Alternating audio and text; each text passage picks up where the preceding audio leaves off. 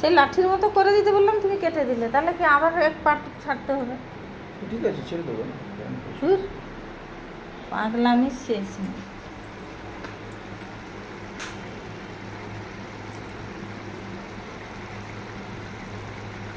এই দেখুন রান্না হয়ে গেছে।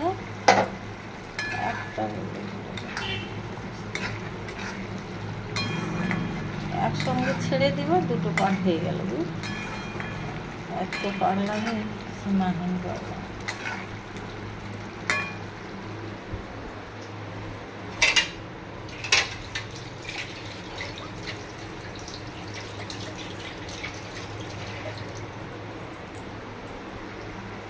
চিংড়ি মাছের মালাইকারি হয়ে গেল, তাই আমি তুলে নিচ্ছি।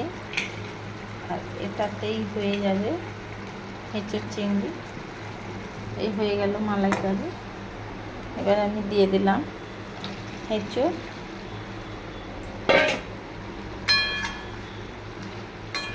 একই মশলা 3টে তরকারি হয়ে গেল।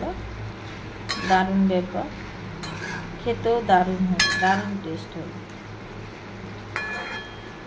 এরকম করে এবার আমি অল্প একটু জল দেব। এই দেখুন এতটাই জল দিলাম, চারদার পুড়িয়ে দিলাম। ব্যাস হয়ে গেল রান্না। গ্যাসটা সিম করে দিলাম। এই দেখুন গ্যাস সিম করে দিলাম। রান্না কমপ্লিট, মশলা দেওয়া, রান্না করা সব কিছু কমপ্লিট। এই আমার ভাতও হয়ে গেল দেখুন।